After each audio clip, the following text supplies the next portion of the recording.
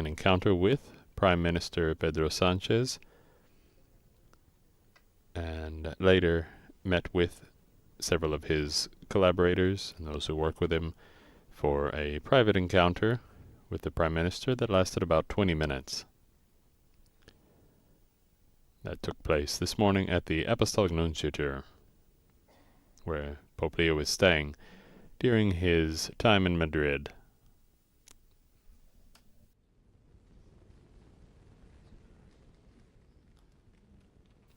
The Holy Father is now greeting the deputies present here.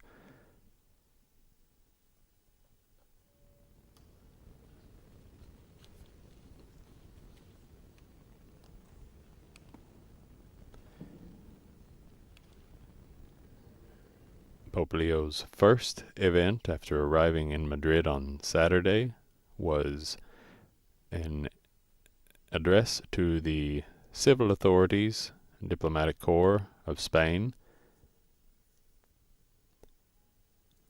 and an encounter with King Felipe VI and Queen Letizia. And during that event, the Holy Father told civil authorities that he came to encourage a renewed fidelity to the gospel and deeper reconciliation and cooperation within Spain. The Pope highlighted a call to religious freedom, the freedom of conscience, civic friendship, attention to the poor and the young, and unity that respects complexity.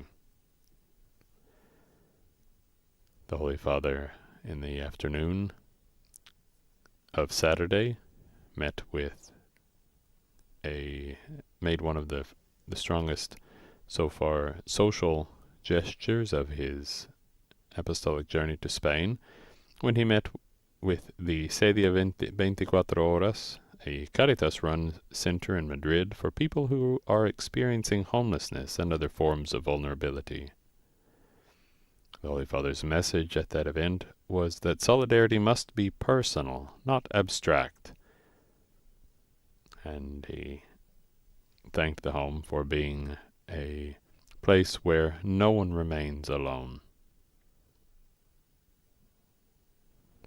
Then on Saturday evening, the Holy Father met with around 600,000 young people in the Plaza de Lima for a prayer vigil. The Holy Father answered questions about faith, vocation, truth, silence, and witness, and he called young Spaniards to be missionaries of the gospel and sparks of a new humanity.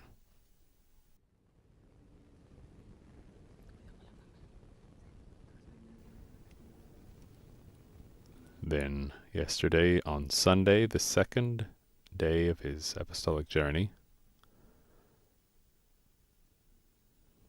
the Holy Father began the day by celebrating Mass on the solemnity of the most holy body and blood of our Lord Jesus Christ, known as Corpus Christi, and led the procession with around 1.2 million people gathered in the Plaza de Cibeles and nearby avenues in the Spanish capital. This event was the spiritual center of his visit to Madrid, and in his homily the Pope said that Spain's Eucharistic and popular piety traditions must not become folklore or a museum of the past, but rather a school of faith that leads to service, charity, and commitment to the common good. We see the Holy Father now is signing the Book of Honor here at the Spanish Parliament.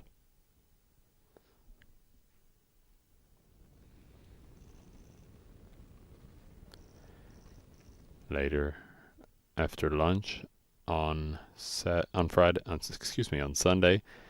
the Holy Father met with around 220 members of his religious order, the Augustinians, the Order of St. Augustine, in what was a more private but symbolic moment. The Holy See Press Office reported afterwards that the Pope spoke about communion and unity of heart among Augustinians, saying that this unity can be a message to the world, especially for young people who are searching for a deeper spirituality.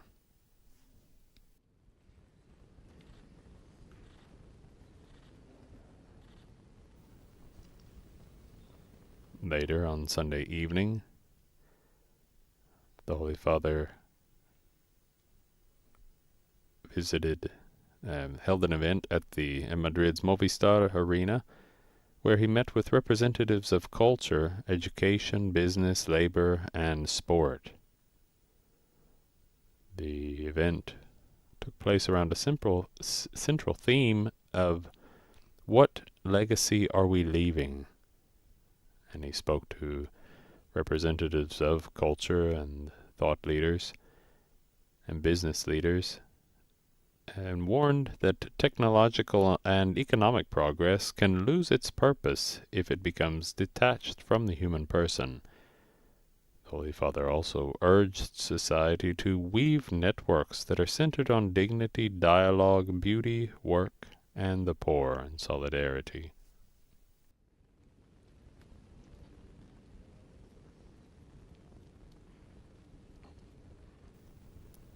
The Holy Father is presenting gifts to the President of the Congress of Deputies.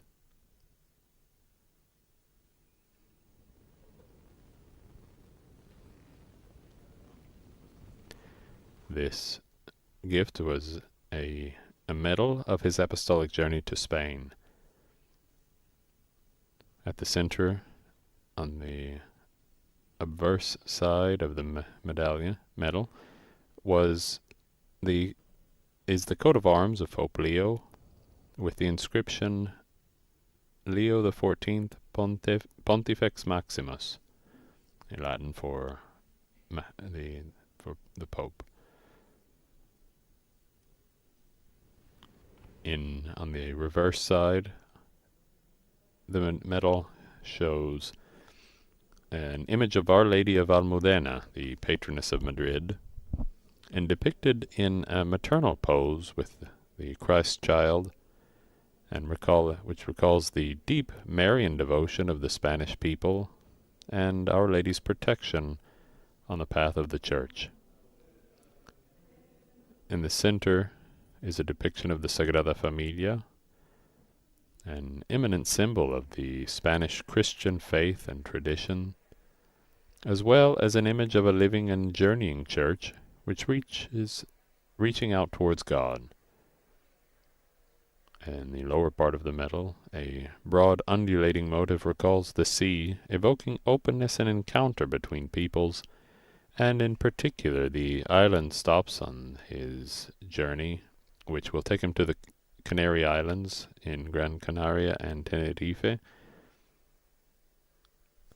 And this medal that the Holy Father just awarded to the Congress of Deputies, was created by Daniela Longo. We see the Spanish Parliament has gathered here in Madrid and are awaiting the Holy Father.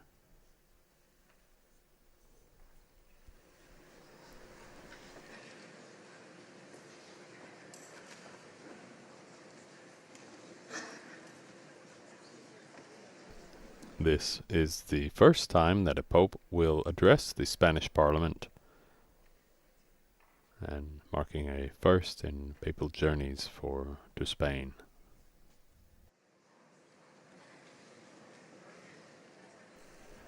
The President of the Congress of Deputies, Francina Armengol Socias, will address this joint session of Parliament first, followed by Pope Leo's address.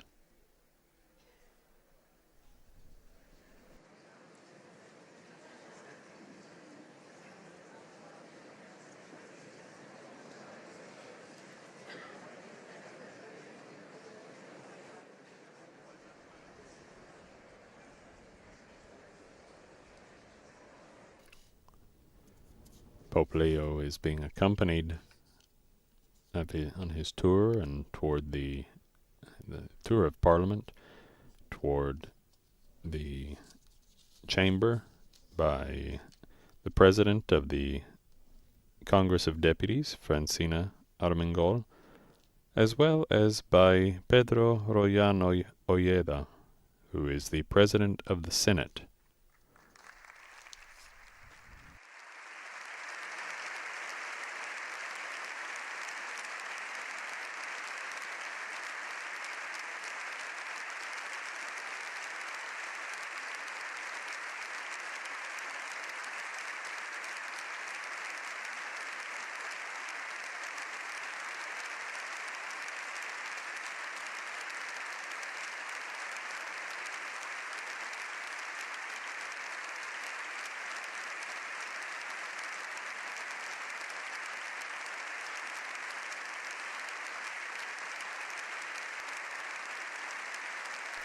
The Holy Father is receiving a sustained applause from the Spanish Parliament.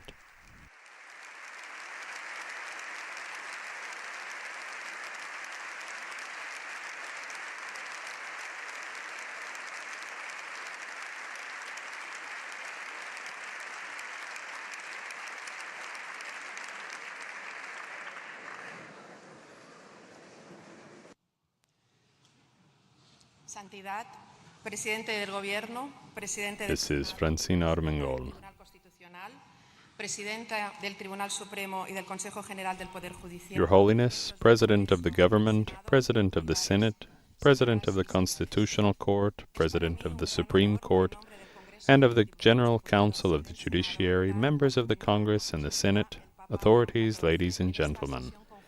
It is a great honor for me, on behalf of the Congress of Deputies and the Senate, to welcome His Holiness Pope Leo XIV to this joint session of the Cortes Generales.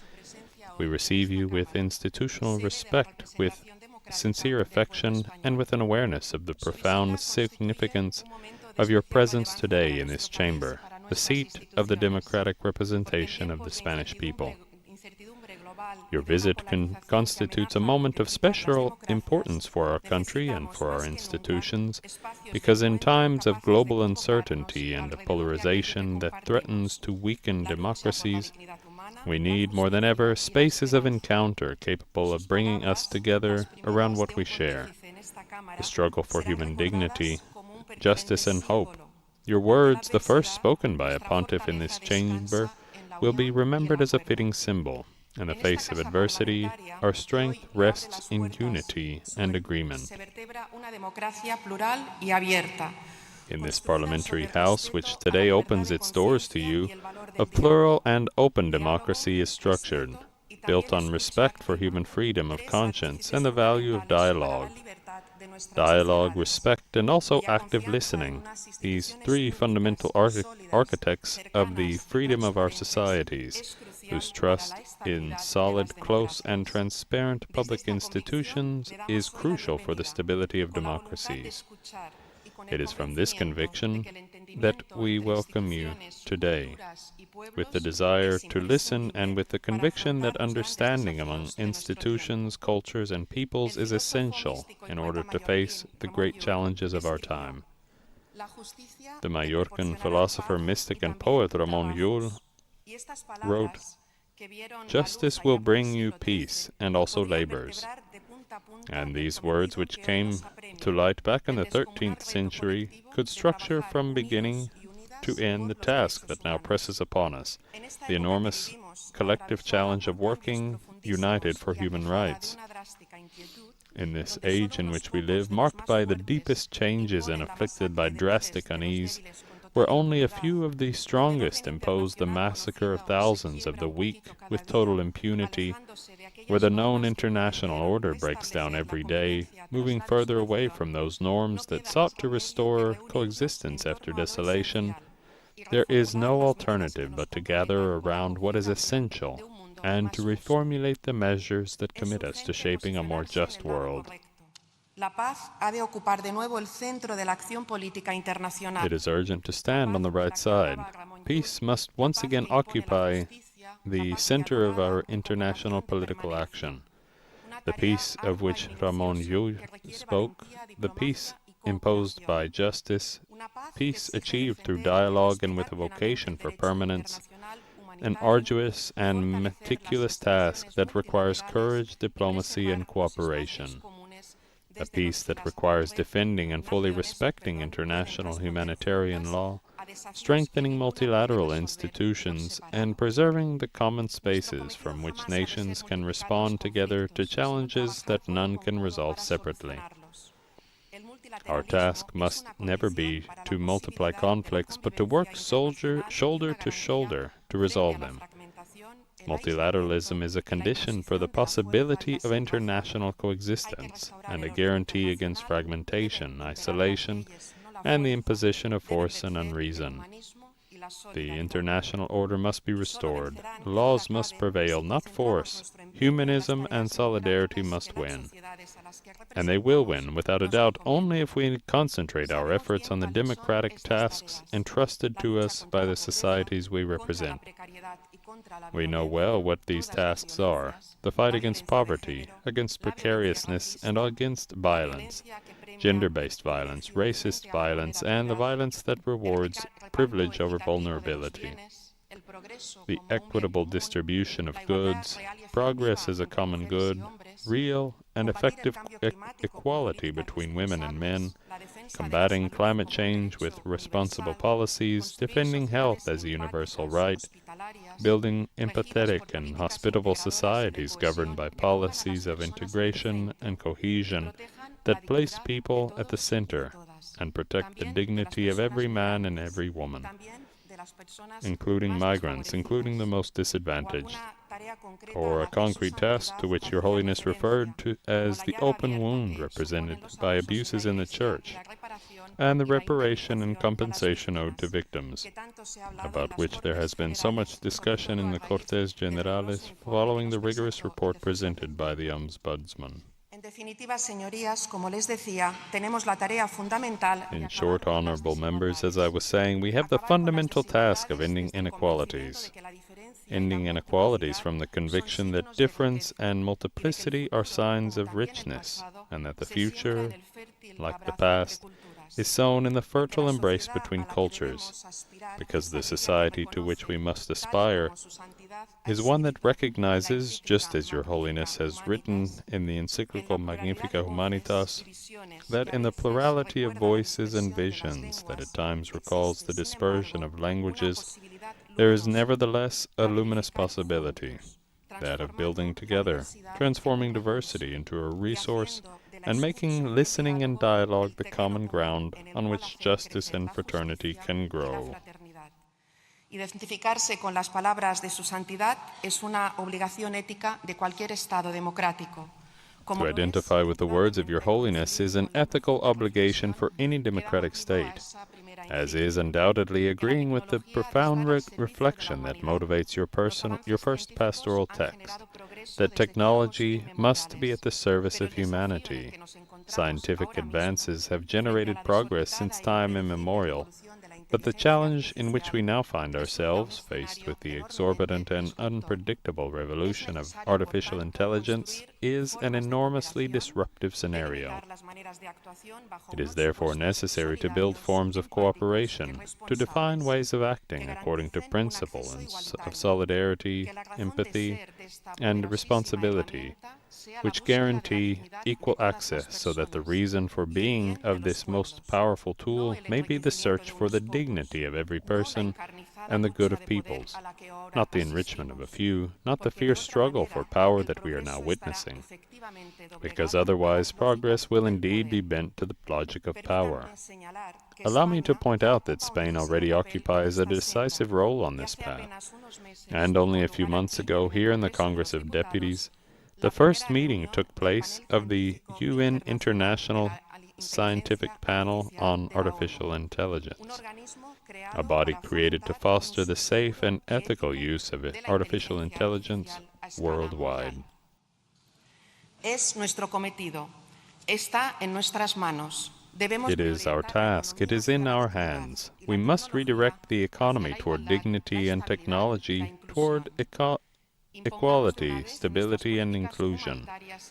Let us impose once and for all our humanistic and responsible policies, because no innovation will be truly valuable if it erodes what defines us as free and democratic societies.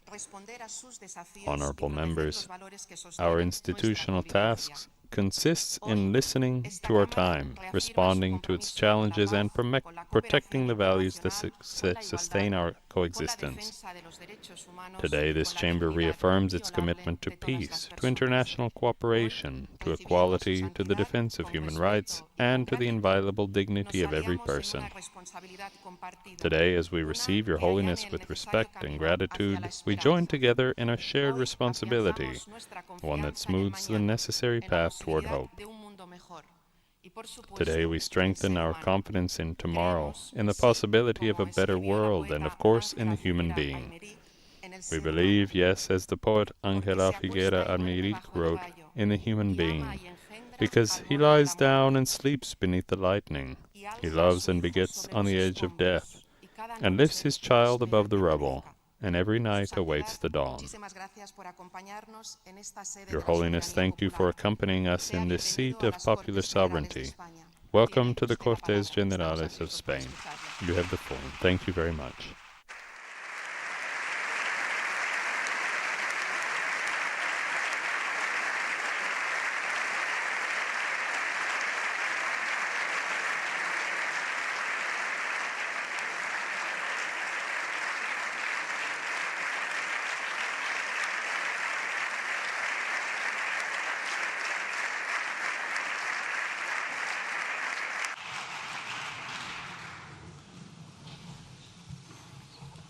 Presidente del Gobierno, Presidente del Congreso de los Diputados, Presidente del Senado, Mr. Prime Minister, Madam President of the Congress of Deputies, Mr. President of the Senate, Mr. President of the Constitutional Court, Madam President of the Supreme Court and the General Council of the Judiciary, members of the Congress of Deputies and the Senate, ladies and gentlemen.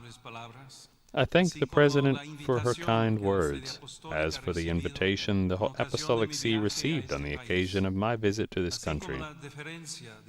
I am also grateful for the courtesy of welcoming me to this historic palace of the Congress of Deputies, a prominent center of the institutional, legal, and democratic life of the Kingdom of Spain. I come before you as the Bishop of Rome and Shepherd of the Catholic Church, aware that the mission entrusted to the successor of the Apostle Peter as the principle and foundation of the unity of the bishops and the faithful places the Holy See in a special way in dialogue with peoples and with states. My presence among you is intended as a gesture of closeness to Spain, within the framework of mutual cooperation, and as a message offered in the spirit of service to the human person. The Church walks alongside humanity, shares its hopes and its wounds, listens to the questions of every age, and allows herself to be challenged by everything concerning the lives of contemporary men and women. For this reason, when the Church addresses anything concerning public life, she does so while respecting the proper mission of institutions and the legitimate responsibility of those who have received the mandate to legislate. She recognizes the autonomy of earthly realities and the distinction between the ecclesial community and the political community. And precisely from this awareness, the Church also offers a reflection born of the desire to serve the common good and to recall what makes human coexistence truly human.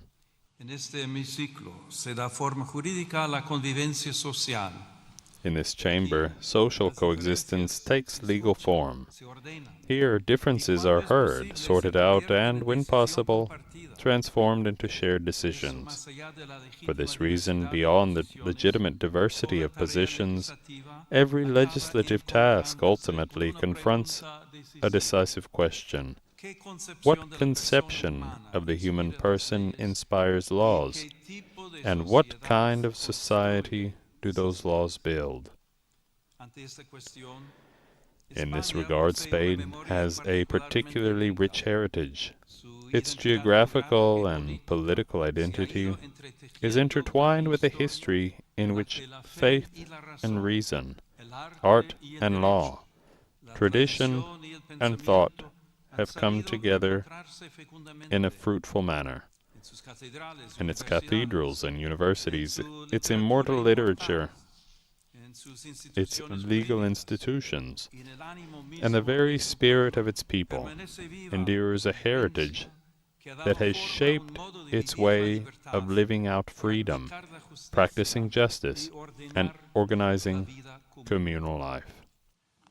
Desde las páginas universales del Quijote, donde Cervantes proclamó que From the timeless pages of Don Quixote, where Cervantes proclaimed that freedom is one of the most precious gifts that heaven has bestowed upon men, to the spiritual depth of Saint Teresa of Avila, and from the great Spanish legal tradition to the metaphysical restlessness of Unamuno, who recalled that man was not resigned to die utterly.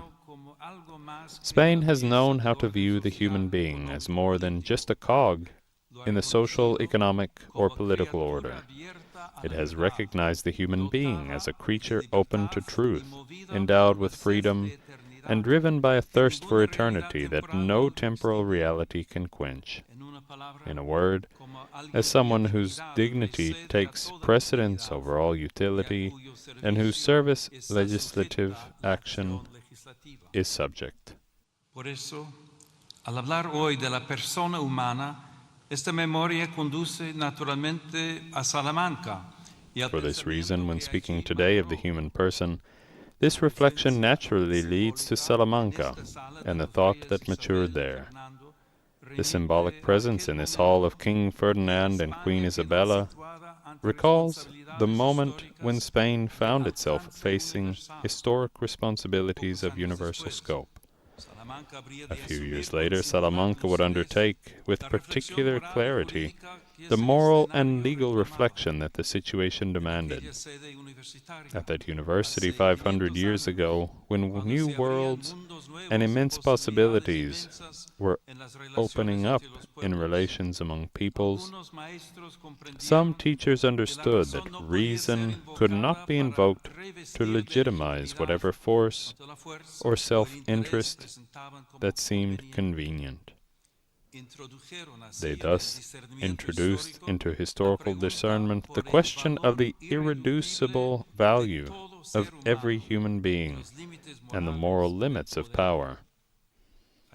It must be acknowledged that society and the Church herself did not always live up to these insights found in their own Christian tradition.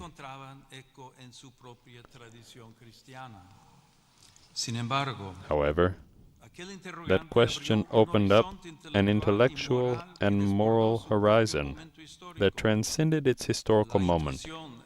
The intuition of the totus orbis of a human community broader than any political power made it possible to affirm the existence of legal and moral bonds among peoples.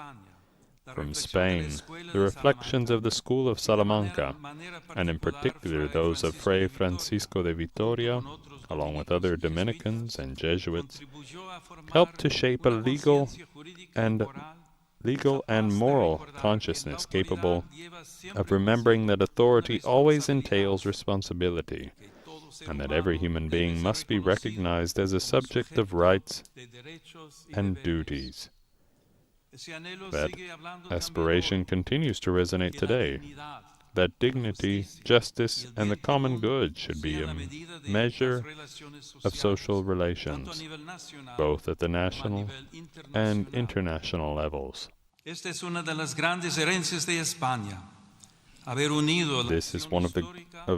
one of Spain's great legacies, having united historical action with the clarity of moral reason. That contribution, born on the banks of the Tormes, transcended classrooms and libraries, and became part of a broader consciousness, shared by the international community, which continues to ask itself how to build peace on the recognition of the person and not on the imposition of force. That legacy also lives on in this Parliament.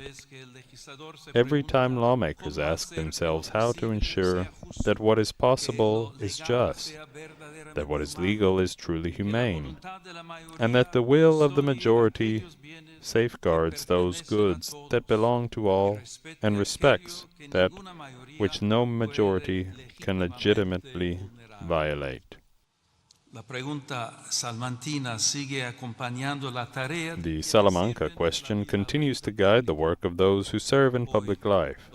Today, the new worlds opening up before us are no longer marked on maps. They unfold in technology, the economy, biomedicine, and the digital realm, where human power reaches into increasingly sensitive areas of personal and social life.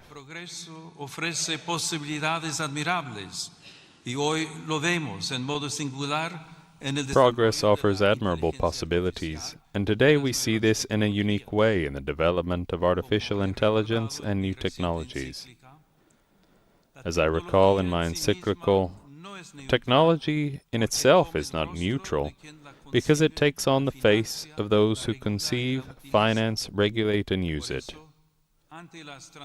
Therefore, in the face of the transformations of our time, our discernment must focus on the place of the human person in our decision-making, and on how the dignity of work, solidarity, social policy, and the common good are today being addressed in new ways. This discernment begins with a fundamental affirmation. Every truly just society is built upon the recognition of the inviolable dignity of the human person. Such dignity precedes any concession by the state and cannot be subordinated to shifting social consensus or the whims of the majority at any given moment. It belongs to every human being by the very fact of their existence, and for this reason, it must guide every positive legal system. The Christian faith proclaims it on the basis of revelation. Human reason can recognize it as a requirement inscribed in the truth of man.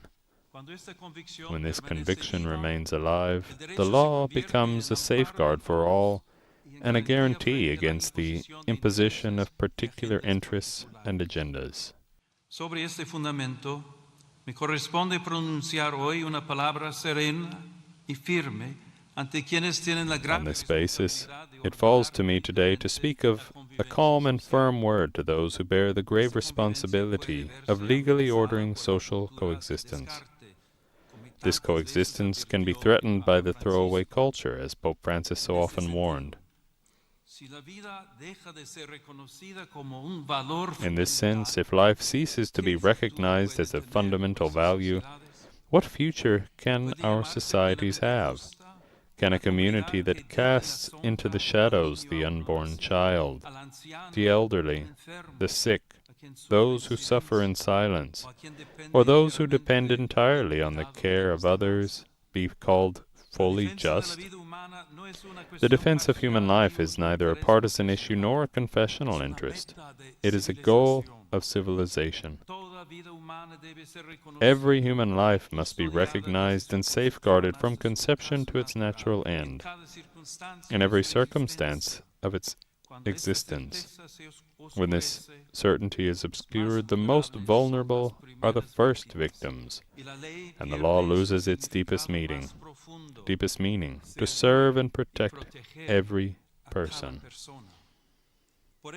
For this reason, the moral greatness of a nation is manifested, above all in its capacity to accompany, protect, and love those lives that are most fragile.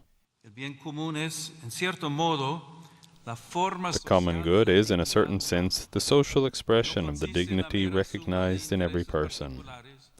It does not consist in the mere sum of particular interests, but rather in the sum of those conditions of social life which allow social groups and their individual members relatively thorough and ready access to their own fulfillment.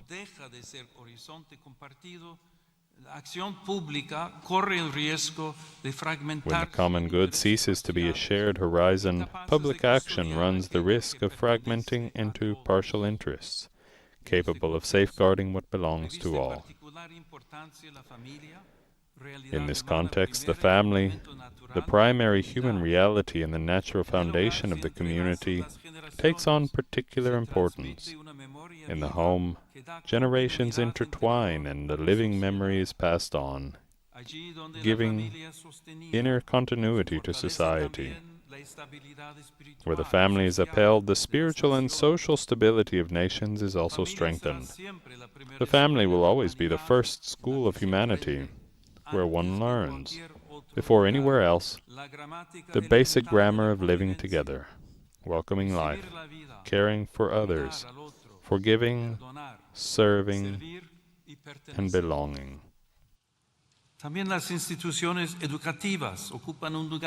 Educational institutions also play a decisive role in this task.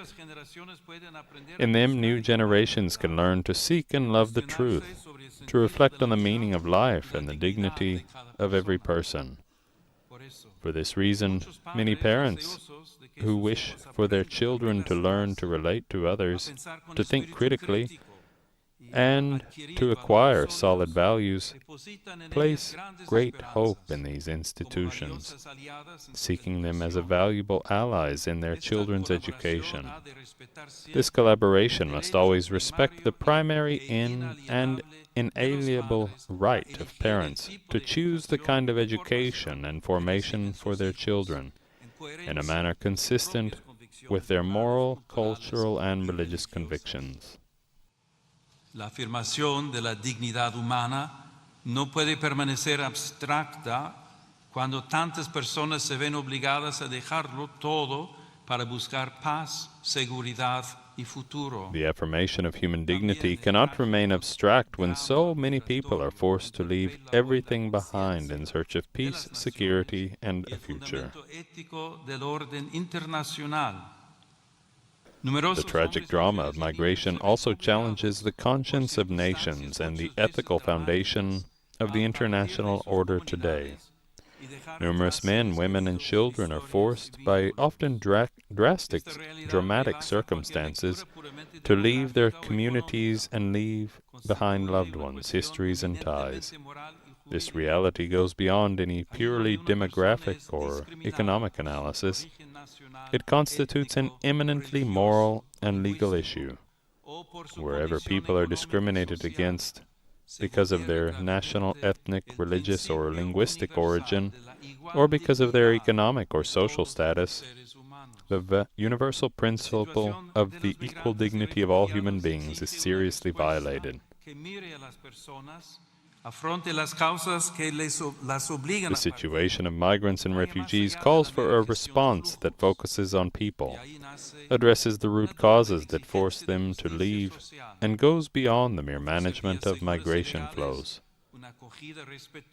This gives rise to a twofold demand for social justice: to offer safe and legal pathways, a respectful welcome and real opportunities for integration, and at the same time to promote the right to remain in one's own land, working to ensure that no one has to leave their home due to a lack of peace, security, or decent living conditions, including economic inequalities and the effects of climate change.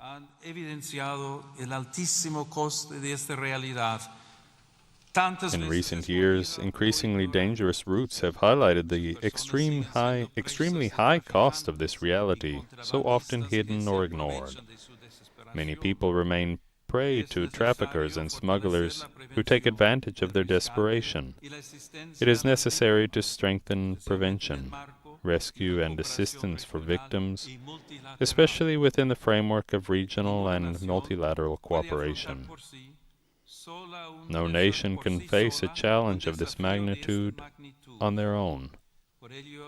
Therefore, a coordinated, supportive, and effective response is indispensable, one capable of guaranteeing protection, welcome, and real opportunities for integration to those who migrate.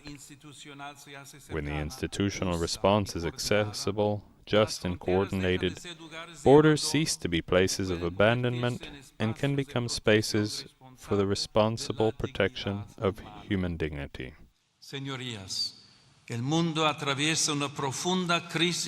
Ladies and gentlemen, the world is undergoing a profound spiritual and cultural crisis, which manifests in multiple forms of violence, polarization, and mutual distrust. In this context, peace emerges as a political aspiration, and even more so, as a true moral imperative. It calls for public discourse that respects those who think differently, institutions dedicated to fostering dialogue, a historical memory that seeks truth and reconciliation, and a social life capable of sustaining civic friendship and mutual respect amid disagreement. On the international level, peace demands diplomatic courage, ethical responsibility, and a vision for the future, grounded in respect for the identity of every people, and in the obligation of states to resolve their disputes through the peaceful means offered by international law.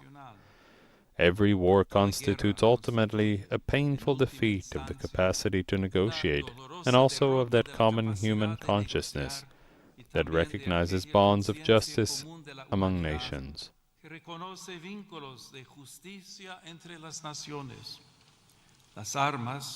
Weapons may impose a temporary silence, but they can never build a genuine and lasting peace.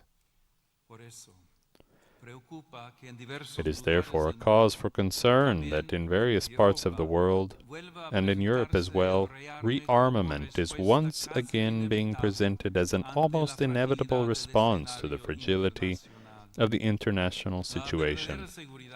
True security, however, stems from justice, patient dialogue, respect for international law, and a policy capable of placing the lives of peoples above the interests that profit from war. The development of new technologies and artificial intelligence in the military sphere also demands rigorous ethical oversight, so that decisions regarding life and death are never left to automated systems, nor removed from the moral responsibility of the human person. The international community is called to rediscover the indispensable value of dialogue as a patient path toward just and lasting agreements, founded on respect for treaties, on the transparency of diplomatic action, and on the sincere will to prioritize peace over the use of force. From this spring confidence and hope. Come ricorda il lemma della Unione Europea, in varietate concordia, la unidad. As the motto of the European Union, in varietate concordia, reminds us, true unity does not standardize, but rather unites in diversity, making cultures, sensibilities, and traditions an opportunity for mutual enrichment. Likewise, within societies themselves, it is urgent to build a culture of reciprocity. Political pluralism should not degenerate into the constant disparagement of one's adversary. In a mature society, even conflict can become a path to peace. When differences are softened by listening and directed towards recognizing the needs, aspirations, and capabilities of all.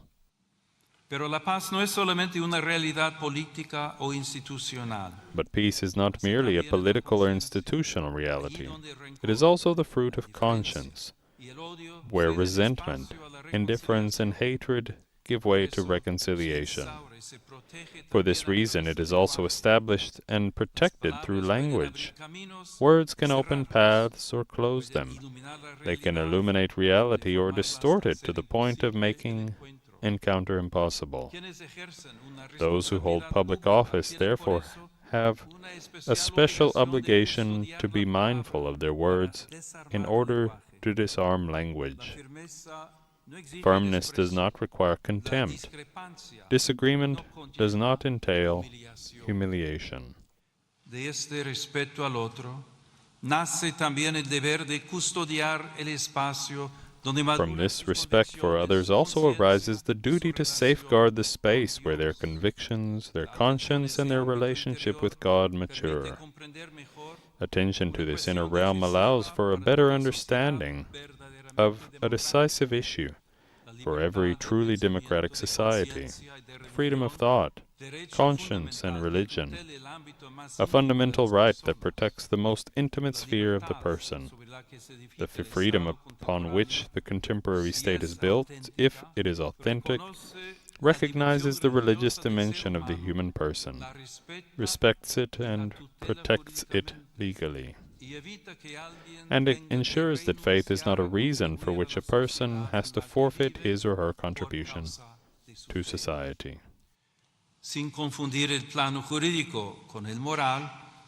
Without confusing the legal sphere with the moral one, it is also worth recalling that freedom must be understood in its fullness. Being free does not simply mean being free from coercion or having many choices. It means being able to recognize the good and commit to it responsibly. For this reason, every truly free society also requires a proper limitation of public power, so that the freedom of individuals, communities, and associations is not unduly restricted. From this perspective, the legitimate authority of temporal power must never see itself as hostile to religion. Faith does not seek to impose itself through privileges or coercion, yet neither can it be silenced as if it were irrelevant to public life. In this context, the sacramental seal of confession holds special importance for the Catholic Church. It is part of the broader sphere of religious freedom, which guarantees believing communities their own space for life, organization, and internal discipline. To protect it legally, as is done in a similar way in some professions, means preserving a sacred space of inner freedom, where the believer can open his mind, his or her soul to God, without fear of external pressures, as international norms also recognize. Ladies and gentlemen, allow me to pause for a moment to reflect on some of the images that adorn this chamber. In this chamber, natural light streams in through the skylight that crowns the room. That light, coming from above, may remind us that politics, too, must acknowledge a force that precedes and transcends it. Likewise, the paintings on the upper part of the main wall depicting the reception of the Gospel and the Decalogue remind us of something essential. Without confusing the political order with the religious one, these symbols invite us to recognize that modern freedom has also been shaped by a long education of conscience, deeply marked by the Christian tradition. In that inner school, people learn that law must serve the good, that justice sets limits on force, that power requires legitimacy, that the poor belong fully to the community, that the foreigner must be welcomed in accordance with his dignity, and that human life can never be treated as a commodity. Una ley no alcanza su verdadera grandeza por el mero hecho de haber sido formalmente aprobada. A law does not attain its true greatness merely by having been formally enacted. It attains it when, in addition to being valid in form, it can stand before the dignity of the person and pass that test without shame. I invite you then to lift your gaze to the world around you, not to turn away from reality, but to remember that every decision by public authorities affects real people, especially those who have less power to make their voices heard. The expanse of one's vision consists precisely in looking more deeply at what is at stake in every public decision. This is why, alongside technical solutions and legal reforms, a moral renewal is also needed. Spain has much to offer on this journey. It possesses a language that bridges continents, a cultural, legal, and spiritual tradition that has successfully fostered a dialogue between faith and reason, law and conscience, unity and plurality. This historical experience also reminds us of the value of harmony and of the patient effort to build a peaceful and just society. May this noble nation never lose sight of its roots, nor the courage to look to the future. May Spain continue to be a land of encounter, of culture, of solidarity, and of hope. And may its public life always know how to unite the firmness of convictions with the nobility of dialogue and the greatness of service. May God grant peace to all nations of the earth, harmony to families, and serenity to consciences. And may days of prosperity, justice, and lasting peace descend upon the kingdom of Spain, marked by the apostolic footprint of St. James and by the maternal presence of Our Lady of the Pillar. Thank you very much.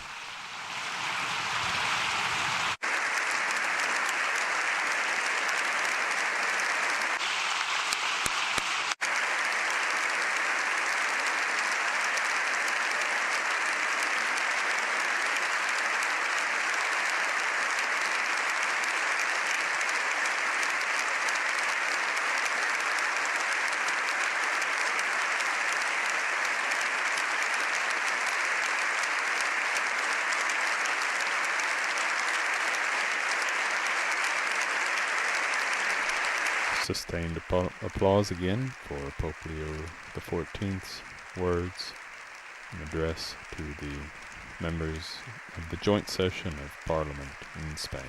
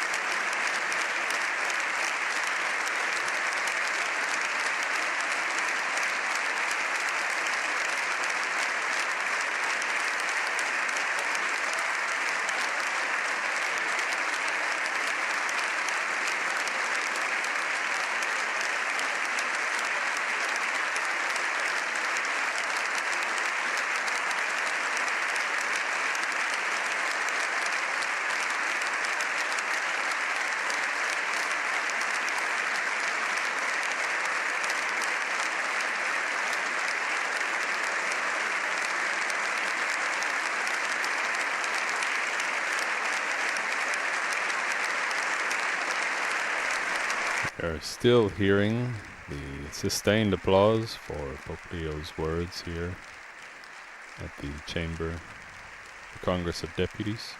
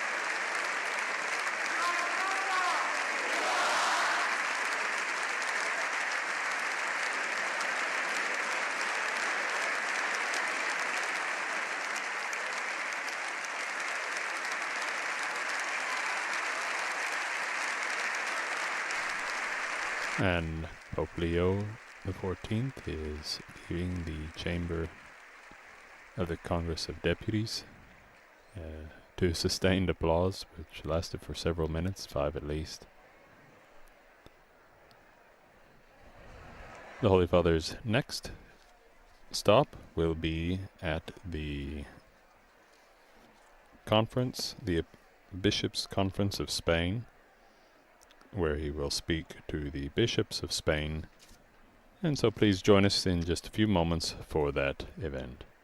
And with that, we conclude this live broadcast of Pope Leo XIV's visit to the Congress of Deputies, the speech here at the joint session of Spanish Parliament. My name is Devin Watkins. It's been a pleasure to provide the English language translation and commentary for this audience. Please visit our Vatican News YouTube channel, our Facebook, Instagram, X, and accounts for the coverage of today's event and other Vatican and world news. On behalf of Vatican Media, I'd like to thank our in-studio audio technician, Gabriele Di Domenico, and our audio coordinator, Thaddeus Jones, and all our media partners on television and radio, and all of you who have joined us. Laudetur Jesus Christus, praised be Jesus Christ.